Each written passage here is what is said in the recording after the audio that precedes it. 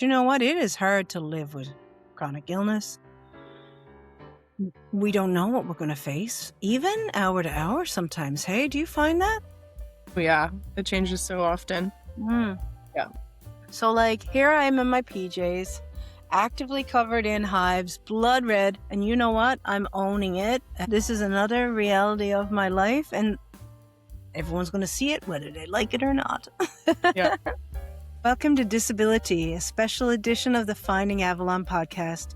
I'm Jenna, a disabled advocate and creator from Atlantic Canada. And because 1 in 4 Canadians live with disability, chronic illness, and neurodivergence, we need to get comfortable talking about it and taking action together. So settle in as we spill the tea on all things disability. Today, Letourneau is joining the show from so-called Vancouver Island, British Columbia. Finn is a musician and music teacher who has unique lived experience as a person with invisible disabilities and marginalized queer identities. They are passionate about people with invisible disabilities and especially young people being taken seriously for their experiences with disability, chronic illnesses, and neurodivergence. Finn navigates life with mental and physical disabilities, including endometriosis, eczema, environmental allergies, hypermobility, and fibromyalgia, ADHD, panic disorder, and anxiety. They've faced harmful stigma for their intersecting identity and have faced additional barriers as a young, poor artist. Through a passion for songwriting and arrangements of traditional folk music, Finn seeks to amplify queer and disabled voices from the present and the past. And with that, it's time to spill some disability. So, Finn, what did you bring for tea today? So, I actually have a green tea that has sour cherry in it as well, and it's local from here in Victoria, from a place called Silk Road Teas. I know Yeah. them. Yeah, really? I discovered it was in Victoria years and years ago, and I just kept ordering it. Wow, that's surprising to me because it's so far away in such a big country that we live in, but that's cool. And I also have this little, cherry blossoms here on this cup that my sibling actually brought back from Japan for Christmas and gave to me in my stocking.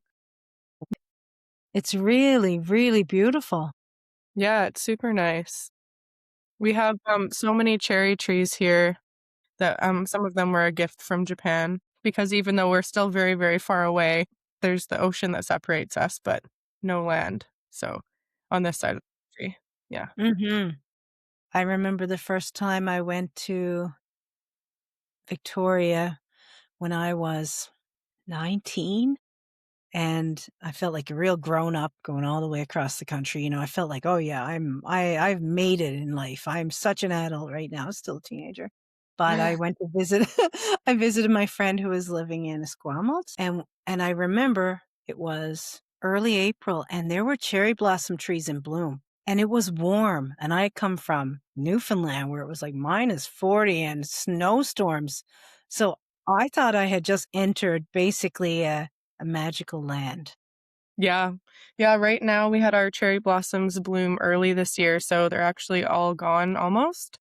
There's Oh, still a little bit, but they're almost done already, and we have magnolias in bloom, and then those are starting to finish up. I also want to show you what I have. A big thanks to Crim Halifax for sending us a signature Regency afternoon tea box to try. And it's inspired by Bridgerton. And I don't want to spill this because it is so beautiful. There's so many treats in here. I don't know if you can see it. It could be a disaster. Can you see some of them? There's a whole lot Yeah. more. Right. Yeah. And Creme Halifax is one of my favorite places to go for an afternoon tea here. And it's just a special spot and it kind of blends the European charm with modern East Coast hospitality. So I'd So, love to go sometime. yeah, the next time you come back to Halifax, why don't we go? Mhm. All right. Okay. Yeah. I will hold you to that. Okay. That's fine with me. So, thank you to Creme for helping us spill the disability today. It's really pretty. Look at this one. And then there's like a kind of like a Dubai chocolatey. So sweet, and lots of really beautiful bonbons. So, Finn, sometimes real change starts with a conversation over a hot cup of drink, just like what we're doing right now. What disability related topic would you like to spill the tea about today? I think that I would like to talk about uh, experience that I have in the world that I watch so many other people go through as well that often isn't as visible, which is dealing with disability as a young person and also dealing with invisible disabilities that you might not see a sign of externally. Yeah. Please share your story. I want to hear about it. It's a topic that is much needed to be hmm heard about, spoken about between all hmm of us, disabled and non-disabled folks. Yeah, it's been interesting. Like, I'm 26 years old now, and I really started navigating disability when I was 17, when I got a whole bunch of different symptoms. But at the time, I didn't look at it that way. I think I was just trying to fit in with my peers and I wanted to be doing normal things for someone my age. And so I struggled to accept the limitations I was facing. But I was forced to reckon with that a bit when I was in college. I was studying performing arts from age 16 to 18 and started experiencing a lot of weird allergy symptoms and rashes and breathing issues and things like that. Um, Especially doing a lot of athletic activities because part of my performing arts training was dancing. And so I actually grew up doing ballet, tap, jazz, modern, contemporary, point, all types of dance. And that was part of the studies as well at the Performing Arts College. And I just find as I go on, as I get older, it's been now about a decade of dealing with disabilities full time and different ones that come and shift and are dynamic with their presentations. Some more invisible than others, but overall not seen not the first thing that people see when they look at me. But yeah, I just find that it requires a lot of advocacy to actually get the things that I need and get the time and the extra supports that I might need to complete activities that other people can without those supports. So Mhm. yeah, just the importance of other people becoming aware, of allies becoming aware of what things disabled folks might need to be supported, because advocacy itself takes a lot of energy often for me. And I find Yes. that I have to do that a lot as a young person with invisible disabilities. Yeah. And Finn, how did you find people responded to someone who looks too young to be sick or in pain? Like, what kinds of things did people say when you were trying to advocate and say, look, I can't do this, or here's the situation? Yeah, there's been such a variety. I mean, initially, when I think back to those days in college being in dance class, I remember um, at the time I didn't know I had endometriosis, but I was certainly dealing with the symptoms of that, which are quite painful. And I remember telling my dance teacher I needed to leave the class to go take some medication. And the teacher went on this whole spiel about how we weren't supposed to take pain medication in her class and we weren't allowed to do that and all of this stuff. And there was also a very strict policy at that school where if you missed more than 3 classes of one type of class, you actually were out of the program entirely. So it was very not disability friendly. And I ended up having to sit on the sidelines because I was allowed to do that, at least where they wouldn't kick me out um, during times where I wasn't well enough to complete the dance classes and things. But yeah, there was certainly an attitude of, well, you're just not trying hard enough, or you're not doing the right things to care for yourself, and that would change your ability to participate. Hmm. And also, I believe from my experiences in my early 20s, people would think that, well, that couldn't happen to somebody young. You look and you present and you speak so well. You look nice. People like you don't get sick. Like it's probably in your head. It's not taking young people seriously when they're experiencing concerning symptoms. For sure. Yeah. I'm in a lot of different spaces with folks of all ages now that I do a lot of folk music as my job and also in my spare time. And I find that those spaces are typically more friendly towards people with disabilities because there's lots of older people around. And that's the thing with disability is that we all eventually will become disabled as we age. And Yes. so there's kind of more acceptance and understanding around those things in those communities. But when I have been part of spaces that are specifically for young people, let's say under 30, I find that it's almost always assumed that everybody is going to be able-bodied in those spaces, and that's where I really feel I have to do extra amounts of advocating. And when you're doing that kind of advocating, as you said, it can be very exhausting. It can pull your focus away from your actual being there and being immersed and wanting to create, in your case, with music or dance when you were dancing. How did you kind of manage that? I recently had an experience like that. I can't exactly think back super far, but recently, just last month, I had an experience where I was at a music camp and I had to spend a lot of time advocating for myself, and luckily the organizing team was responsive after I mentioned things and did act quickly upon the things that I needed, but it still did take a lot of different rounds of kind of explaining, and myself and my friend that were there were expending a lot of energy to Yeah. explain. Yeah. Because you're also chasing things down, right? And trying to tell the right person and being sent Mhm, on to the next, or making sure that it's understood too, what you're explaining. exactly, so there's lots of things to navigate. Yeah. Yeah, yeah.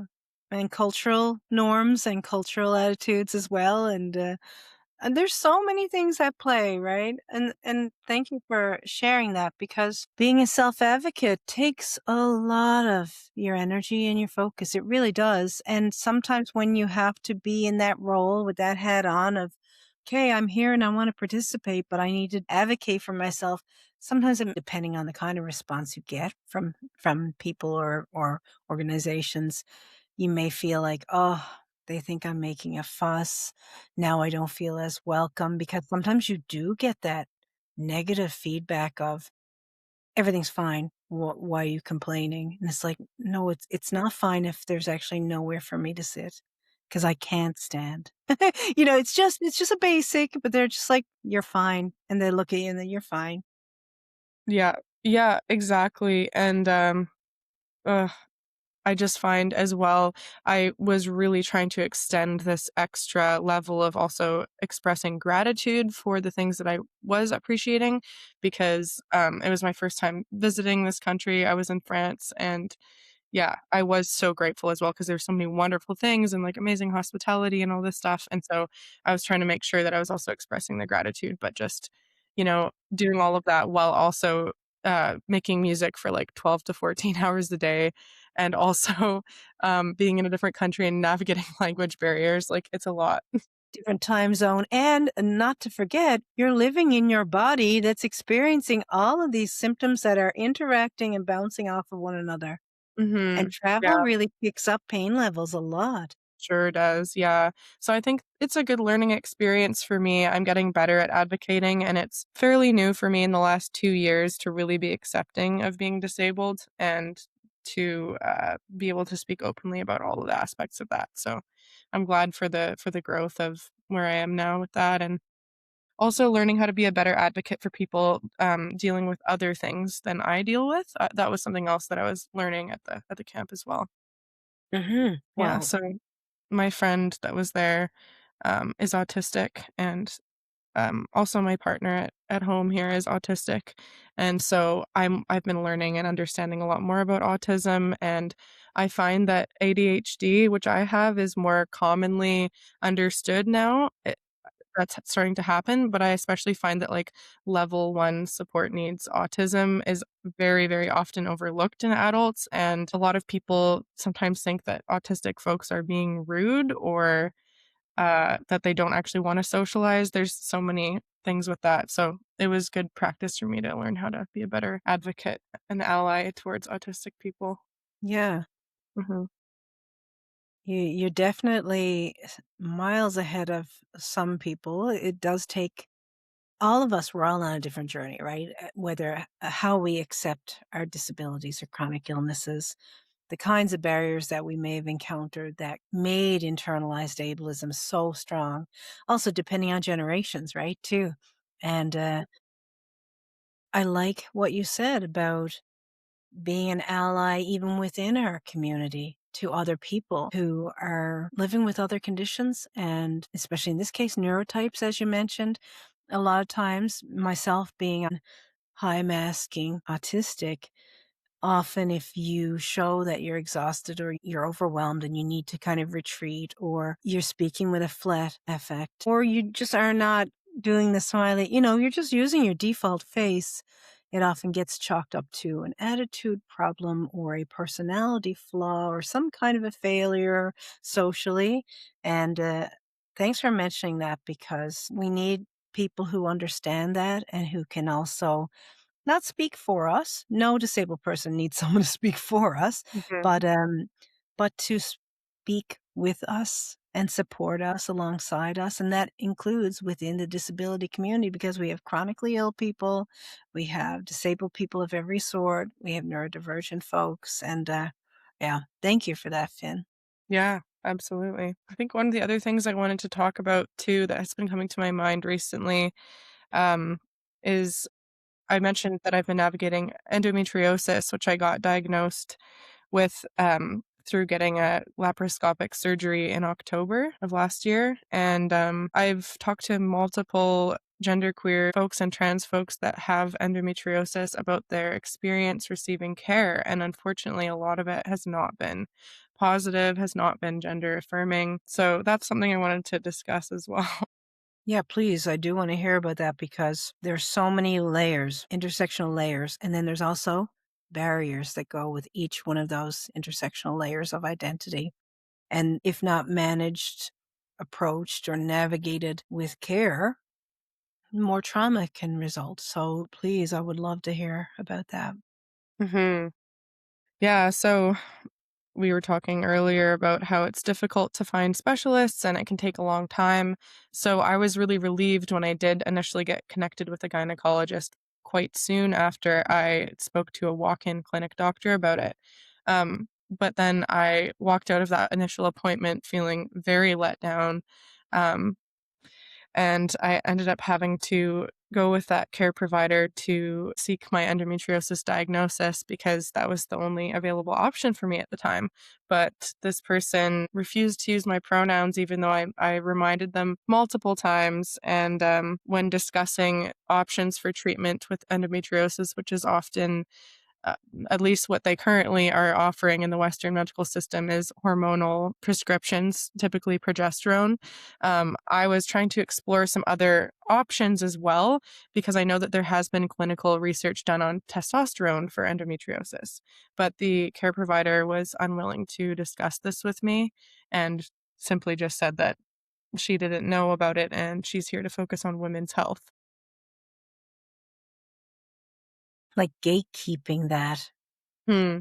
And I was just like, because, "Okay, well, I'm not a woman, so if you're here to focus on women's health, like, can you right. refer to another person who may be able to provide me gender affirming care?" And then she said, "Well, I don't think that's very, in demand thing, and I don't know anyone who practices like that." So,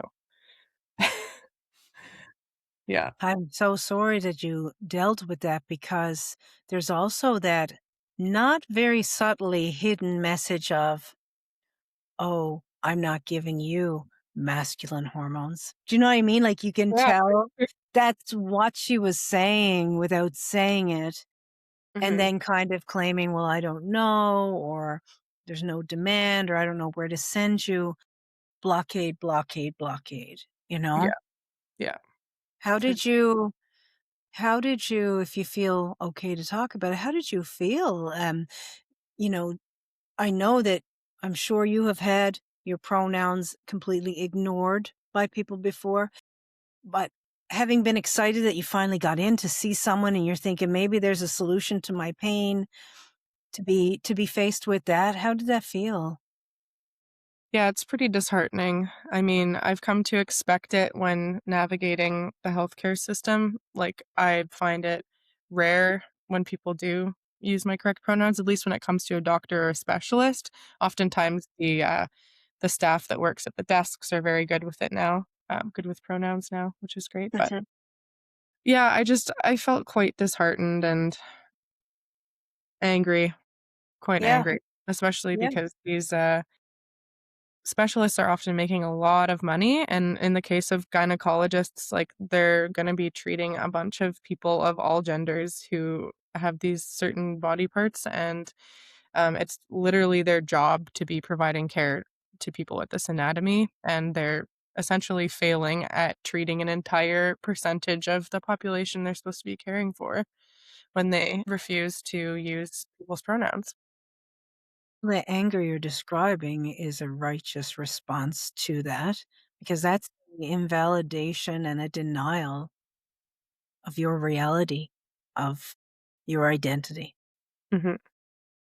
Yeah, and then when I did go into surgery, the surgeon actually was the gynecologist as well, so that was kind of another level. That doesn't always happen, right? It's often person Yeah. before surgery, but in this case, the gynecologist was also my surgeon, and so I had to mentally prepare for this surgery, which it was my first time ever having surgery, and it was so, so difficult, the cognitive dissonance going on in my mind because it's such a vulnerable thing that you have to prepare for, and it just felt like I had so many blocks coming up, like, you shouldn't be letting this person literally invade your body, they don't respect you, and so it was incredibly hard to actually convince myself to go through with the surgery, and even though I'm glad I ultimately did, because it was the fastest way I could have gotten that care, it was incredibly difficult.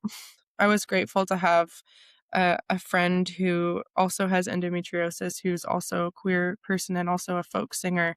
So there's a lot of kinship there. And this person did a bit of a ritual with me before I went in for surgery. And we worked with a hawthorn tree as medicine. And I was singing a hawthorn song in my head as I was going into surgery. And it was the only thing that was keeping me from not panicking. But that was a really beautiful part of the process is just trying to dig deep into that inner strength and also with our plant allies too. Mhm. Yeah.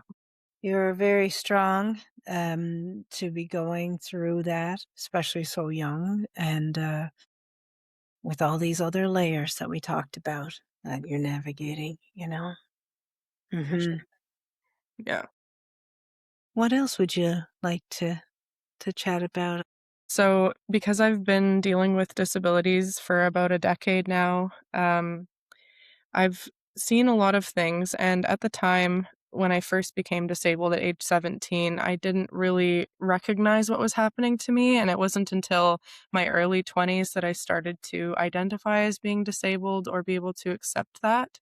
But yeah, I think a big part of that internalized ableism and lack of comfort of being able to actually confront these realities is due to the invisibleness of my disabilities, especially because of age. And there's just this idea that so many people have, people of all ages hold that, oh, you couldn't actually be that disabled because you're only like 20 and, you're not in a wheelchair or you don't have these visible mobility aids. And so therefore it can't be that bad, right? But yeah, especially when there's so many chronic conditions that there has not been enough research done into, the treatment options are often limited or very inaccessible. So I'm a musician as my job, and that line of work is pretty unstable when it comes to income. Like some days I might make $400 or $500 in a couple hours, and then I could go another couple weeks without making a single dollar. So it just really, really depends, and, just like the, disabilities and the ability to work fluctuates, so does the work itself, and, um, yeah, it's just Yeah, challenging. and the financial stress is stress nonetheless, it's just as powerful, and then it can exacerbate your ongoing symptoms, Mhm. worsen your wellness day to day. And when you're younger too, what you said about people just assume that disability is something that happens when you're older. And that's how I was raised, and that's how lots of people were raised, and that's what media and news and society tells us even now. Disability doesn't have any one look. It doesn't have any age attached to it. And while yes, the majority of disabilities come as we age because, of course, our mobility will change, our immune systems will change. And yes, as we get older, we may have accidents and things like that. Yes, so disability, the number one cause of disability is aging. But it doesn't say aging post a certain age. You know, every day we're alive, we are aging. Yeah. There's no recipe, there's no formula. And I know when I was 18, I was experiencing the symptoms that I now know to be an illness that was not diagnosed and dismissed for over 20 years because I was told there's no way, you're too young, you look too good. This is probably anxiety. It can't be. You're too young. And the "you're too young" story gets told to so many women and gender diverse folks. And it's a automatic dismissiveness, right? And then before you know it, decades of your life has passed and irreversible damage is done. And bang, you're living with critical levels of disability when it could have been prevented or treated or managed long, long before. And And I appreciate you saying that because we cannot be thinking about disability as a certain look or a certain age or number. We Yeah, can't. definitely. Yeah. And like I was speaking to earlier, there's many different aspects of my identity that aren't fitting with society's norms. And I've had to go through different phases of kind of understanding and accepting this reality about myself. And then after that step, then externalizing that to the world and learning how to advocate for those differences. And, for me, that began at age 13, realizing that I was bisexual. And then at age 15, realizing that I'm non-binary and changing my name and my pronouns at that age. And then, at age 18, 19, understanding that I'm a polyamorous person by identity. So there's been many, many things to navigate. And then in my early 20s, finally accepting that I'm also disabled. And I still don't have a fully easeful time navigating all of these various identities, but it certainly makes a big difference when folks are willing to engage in dialogues about this and create more visibility with these topics. Hmm. And and to find that piece of our humanity that is so natural to us yet overlooked, and that's curiosity. To have the curiosity to wonder, what's life like for you? What's this experience like for you? Even if I don't know anything about it, even if I've been raised in some sort of religion or some sort of culture that tells me that's not okay, that's not a real thing, having the curiosity and the humility too to ask questions and say, hey, I really don't know anything about this, but I want to hear your experience and I want to learn about that Hmm. because that's so necessary for change to be able to relate to people and to understand, learn, and unlearn all those things that we've been told. Hmm. Even the things we tell ourselves, we have to unlearn. Like you said, internalized ableism, we have to unlearn that stuff. Yeah, curiosity, humility, and that willingness to unlearn makes very strong allies, and they don't even realize it yet. But that's such a important space to be at. Yeah. A lot of the time with pronouns, I feel people can be afraid of getting it wrong, which I understand because as this has become more normalized, especially where I live on Vancouver Island, which in Victoria, we have like one of the highest rates of gender diverse people in all of North America, the highest rates of trans people. So it has become more normalized here. But yeah, I feel like people are afraid to get it wrong. And I get that. But at the same time, I have no problem with people making mistakes as long as they're trying and just um, being curious, showing that curiosity towards marginalized people. It helps us feel more comfortable that we know that you're open minded and that you're trying and you're going Yeah, to keep learning and growing. it's like the basic layers being put down for feeling welcome and feeling seen and feeling safe that every human being deserves to feel. a little bit different for some people, but it's all the same Mhm. core concept, and we need to keep that in mind, and I certainly think centering curiosity is a good way to do that. When you mentioned about people being worried about getting it wrong, that also goes for disability in general. I mean, ableism is by and large unintentional. It's an ignorance and a lack of knowledge and a belief of old stereotypes and things. But the people who hold that, they're not waking up in the morning looking to give someone a hard time because they're disabled or chronically ill. Um, they may hold on to things that are not correct and can be harmful, but when they're afraid to get it wrong, then that kind of freezes people in place. And I, as a speaker and an advocate and an educator, and I go in and I talk with organizations and businesses and schools, and I see that people say, "Oh, I just don't want to get it wrong. I don't want to offend you." And I explain to them, it's okay. We are all learning. I say things, I make mistakes all the time. As long as you're coming at it with human decency and respect and keeping my dignity in mind. Sometimes it's just a conversation to have and to let people know, don't be afraid to get it wrong. Be more afraid of alienating and ignoring and isolating us, Yeah. because then that stigma just solidifies more and more with each year and generation. Yeah, exactly. We have been making some changes here, and we need to keep keep going in all these important areas, especially disability advocacy.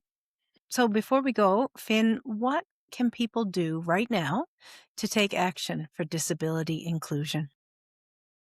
Such a good question. I think going back to the curiosity, if you have somebody in your life who struggles with chronic illness or a disability, asking them, what can you do to support them is one thing. And then also learning a little bit about their condition on your own. That's really good because educating people is also difficult and can take a lot of energy.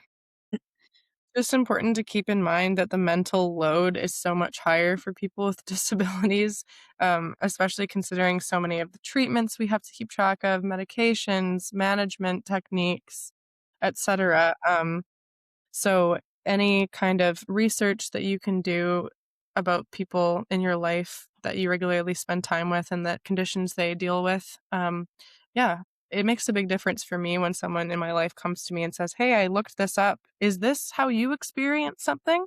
Yeah, and they're using curiosity, not just assuming that something, oh, because this it says that you experience these symptoms on Google when you have this condition, then that's how it is for you, but actually saying, "Is this how you experience this condition?"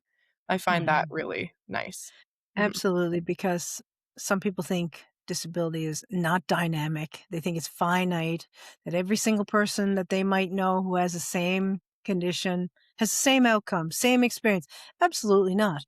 And that's not even before we get into our intersectionalities, you know? And so Exactly. that openness to say, I read about this, and is that something you experience or do you experience it differently? I love that. And when people approach it like that, you can breathe that sigh of relief that you don't have to go into educator mode, Exactly. right? Because Yeah. educator mode on top of survival mode, on top of symptom management mode, on top of trauma mode, everything, and just knowing you have a finite amount of energy or time. When you're having a conversation like that, that's like the heavens parting, like, "Whoa." Yeah, exactly, because the mental load really adds to chronic stress and fatigue for many people. Yeah. Mhm. Mhm. For sure. So just before I go, I wanted to mention to everyone, I'm a musician and a music teacher here in so-called Victoria, and I focus on teaching adults that are queer or neurodiverse. Um, and I will also be releasing new music hopefully this fall or winter of 2026. So keep your eyes out for that. My Instagram is Fiddling Finn. That's probably the best place to keep in touch with my music. Mhm. Wonderful. That is great. I hope everybody checks out what you've got on the go, Finn.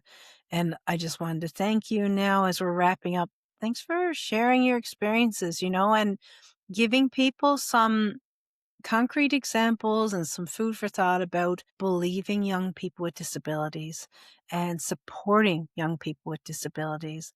And that includes young folks who are living with chronic illness and neurodivergence.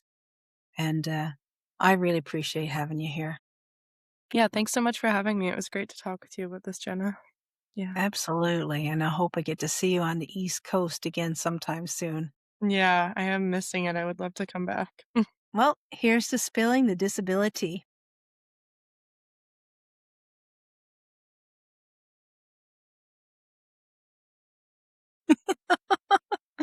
And now I'm stuck with a box of sweets. Oh, if only you could teleport it over here. Whatever will I do?